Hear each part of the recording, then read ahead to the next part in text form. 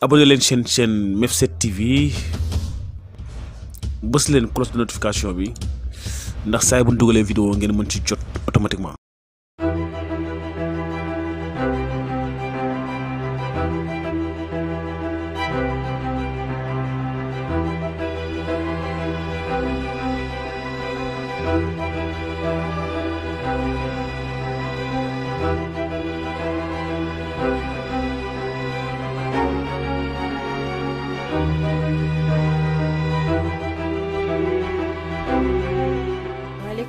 Mame Fallou 7TV maa ngi leen di nuyu kontaan ci seen ñëw journée organisée bi ñuy organiser don de sang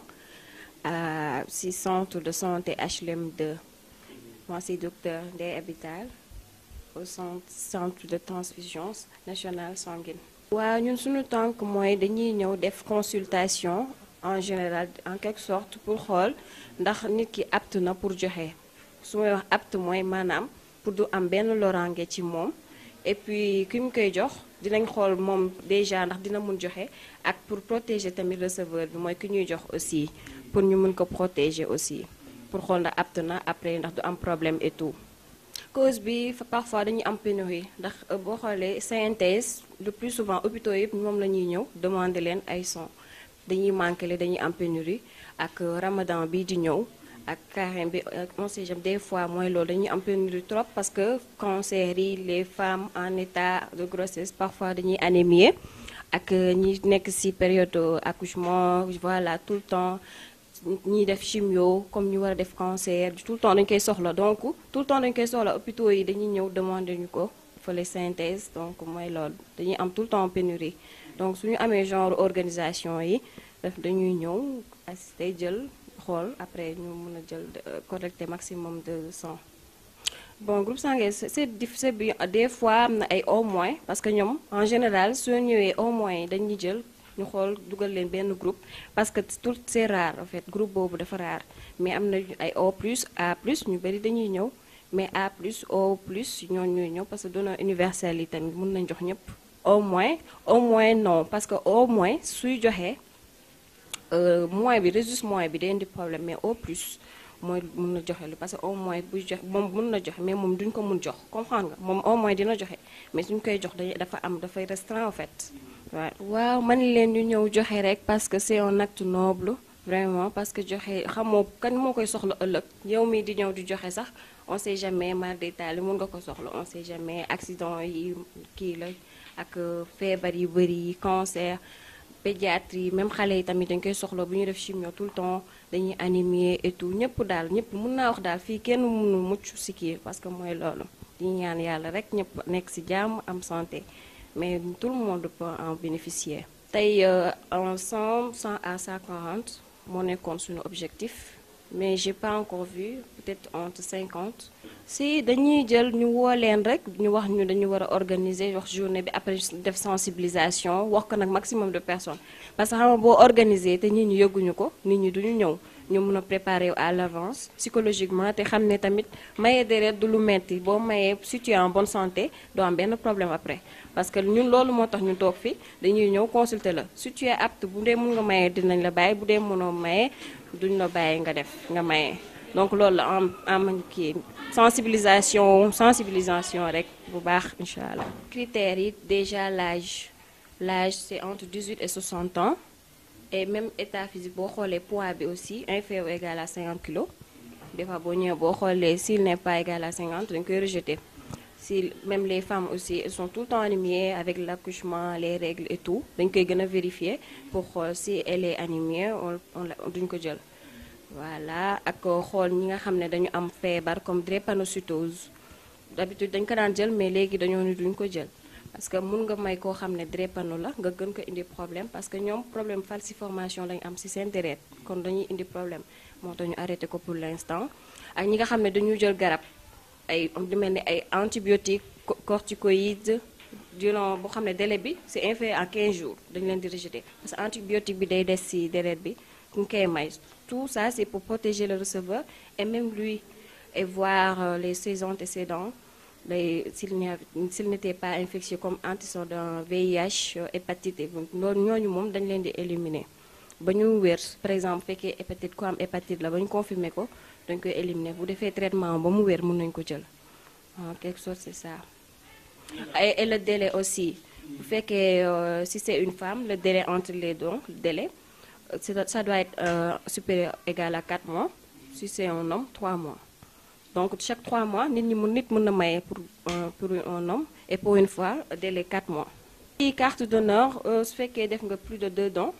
tu peux avoir une carte et puis da ngay am benn genre kii ñu koy waxate accessibilité tu peux venir on va te consulter tu donnes ta carte ñu consulter la xool la et tout nañ lay jox carte plus de 2 dons ñu mën nañ la jox carte. Alors bonjour waaw man la Bamba Fofana docteur Bamba médecin pré-collecte fii ci don de sang bi am fii nii ci HLM centre de santé HLM 5 donc ñëw nañ fii depuis 8 heures actuellement il est 13 heures donc dañu war a arrêter instant bii nii alors qu'on a que 30 donneurs depuis le début alors qu'on avait prévu 120. dama yaakaar ne gars yi dañu xamul importance bi don de sang am parce que fii ku fi accoucher jigéen bu mën doon ku fi accoucher di nga soxla poche de sang ok en plus tamit am na yeneen pathologie yu bari comme ñi war a def ay cancer comme ñi am cancer nii par exemple ñu leen defal chimiothérapie ñooñu ñëpp dañu koy soxla objectif bi 120 poches la woon waaw mais actuellement 30 rek la ñu am pour le moment te xam naa on va arrêter d'ici peu donc yaakaaruma ne dañu atteindre au minimum xaaj bi quoi waaw. maa ngi tudd Kange Tall madame Dabo je suis assistante sociale au niveau du centre de santé des HLM. Initiative bi dañ ko jël c'était pour magnifier la journée pour magnifier le mois de mars depuis hier ñu ngi def ay activités. démb def nañ dépistage cancer du col et du sein def offre planification familiale defaale nañ aussi dépistage diabète ak hypertension def nañ ko démb tey nag le 9 mars bi ñu ne aussi dañuy def don de sang comme c'est un centre de santé moo tax ñu def activité yooyu depuis démb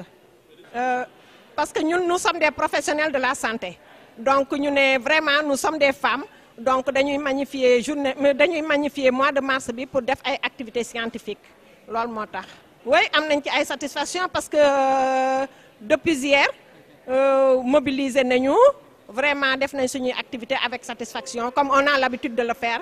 chaque mois de mars c'est pas la première fois chaque mois de mars nii lañ koy magnifier. suñu objectif en tant que structure sanitaire mooy que vraiment ñu mën a offrir ay poches de sang yu bari au centre national de transfusion sanguine bi nga xam ne à chaque fois dañ leen di solliciter pour transfuser suñu malades yi. waaw damay woo population HLM à chaque fois parce que lii ñuy def pour ñoom la à chaque fois dañuy am ay malades hospitalisés yu soxla sang ambulance bi dem avec une infirmière ñu dem au niveau du centre national de transfusion sanguine ñu jox ñu sang ñu ñëw transfuser malades yi gratuitement donc.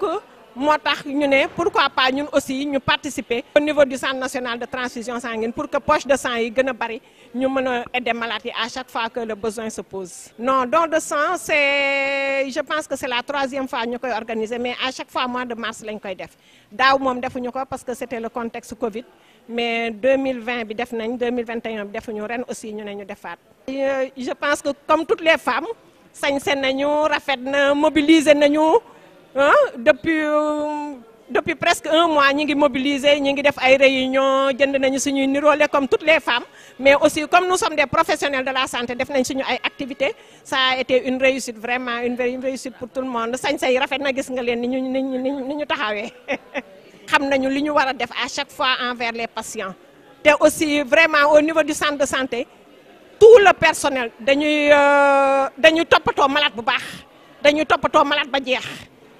dañuy toppatoo malade ba jeex loolu moom vraiment man mën naa leen ko seedeel en tant que assistante sociale depuis l'accueil depuis la porte je pense que vraiment taxawaay bi rafet na daal sur le plan professionnel moo tax au lieu ñu naan ñun dañuy tëgg di fecc moo tax depuis démb ñuy def des activités scientifiques. muy Touré dëkk HLM 5. pour saytu suñu santé xam fan la suñu wér-gu-yaram toll. parce que maye bi nekkul pour maye la rek mais di nga xam sa wér-gu-yaram fan la toll parce que ñun jigéen ñi dañoo xaw a sàggan ci côté boobu bala ñoo dem hôpital rek dañoo feebar ba sonn doogay ñëw di xool mais man nag tey moom jëloon naa décision pour maye mais dama ñëw ñu xool ma ne ma yow doo mën a maye mën nga bàyyi ba beneen yoon. waaw war nga xool ne ëllëg yow war nga mën a soxla deret di nga bëgg ku la maye soo mayewutoon bu waroo xalaat yow war nañ maa may ëllëg mën nga tollu jafe-jafe boo xamante ni di nga soxla ku la may deret lool mën na am yow amoon nga fa sax deret boo maye woon mën na la sauver yow mën nga sauver sa bopp sauver sa yeneen naataango yi am na solo torop daal. dañu ñëw rek comme 8 mars bi ñun jigéen ñi ñoo ko moom ñu ñëwoon tamit pour jàppale suñu ay moroom suñu ay mbokk jullit parce que même ñun li ñuy joxe nii suba mën nañ ko soxla loolu rek moo ñu motiver ba ñu ñëw pour maye deret ñun ñoo préféré def lii ànd ko waa hôpital bi macha allah ta femme nekk ku baax lu mu kii mu boole ñu fi vraiment lii rek lañ mënoon def pour moom kii ko. Mon nom c'est El Kader Youssouf. Je viens de Comores. En fait, depuis que j'étais petit, j'adore la médecine, quoi. J'ai besoin d'aider mon prochain, quoi. C'est pour ça que quand j'ai vu qu'il y avait un don de sang, je dis ça va, c'est le moment d'agir, quoi. Parce que même, je suis infirmier actuellement. Pour ça, j'adore les métiers et si je peux aider quelqu'un, je le fais sans hésiter, quoi. Je suis jeune en tant que musulman encore. C'est bien d'aider son prochain, quoi. Parce que je ne sais pas, demain, peut-être que je te donne mon sang. Un jour, tu me prêtes ta foi, on ne sait pas. C'est bien de s'entraider, quoi. Non, il n'y a pas à avoir peur, quoi. Une petite piqûre, ça va. Ce n'est rien, quoi.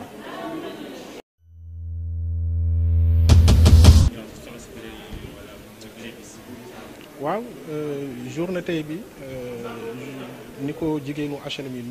nuñ ko organiser ñun dañ koy rafetlu bu baax parce que ñoom mënoon nañ ko fêter d'une autre manière sol seen yëre lekk mais ñoom dañoo xalaat jël initiative pour dimbali population bi li ñu dimbalee population bi mooy ñu organiser benn journée de don de sang dépistage du cancer du col ak dépistage diabète donc loolu yëpp pour dimbali population bi la moo tax ñu xalaat ko. waaw lu waral loolu peut-être mën na nekk un manque de communication maanaam information bi jàllul donc aussi mën nañ ne dañ nekk ci période carême weeru koor ci côté chrétien yi am na ñoo xamante ne tamit psychologiquement mën nañ jàpp ne weeru koor baa ngi ñëw dans un mois donc su ma mayee deret mën na indi jafe-jafe donc je pense que loolu mën nañ ko citer comme ay éléments yoo xamante ne mën na expliquer lu tax nit ñi ñëw ni par rapport ak buñ ko njëkkoon di organiser.